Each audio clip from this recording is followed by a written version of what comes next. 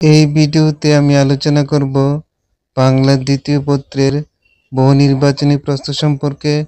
অধ্যায় হলো বাংলা ভাষার শব্দ সম্ভার।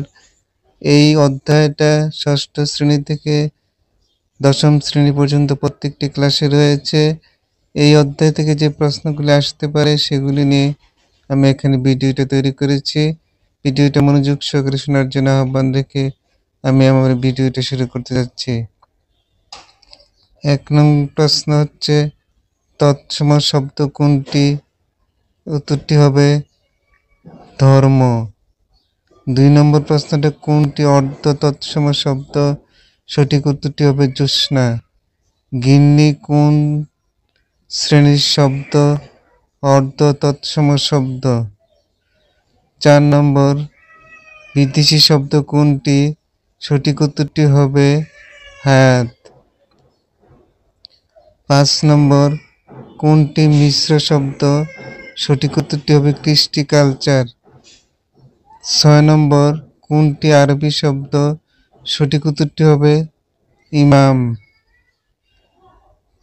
কোন গুচ্ছের শব্দ সব শব্দ দেশি শব্দ? উত্তরটি হবে গ, ডিল, কাকা, ডোল, খোকা, কুড়ি এই শব্দগুলো। ৮ নম্বরের প্রশ্নটা হচ্ছে রিস্কা শব্দটি কোন দেশি শব্দ? জাপানি শব্দ। ৯ নম্বর কোনটি তদ্ভব শব্দ?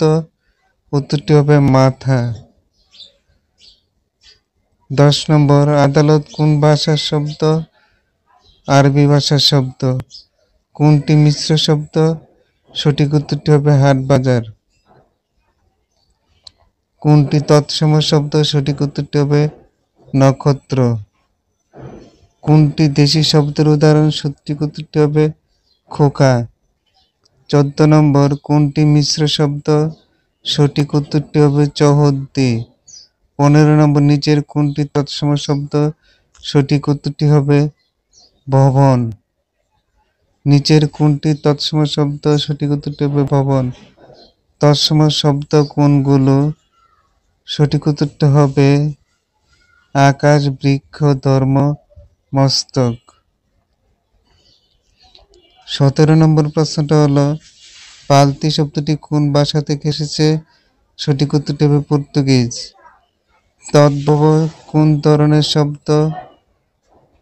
পারিভাষিক শব্দ। লঙ্গি কোন ভাষার শব্দ? সঠিক উত্তরটি হবে বর্মা বা মায়ানমার।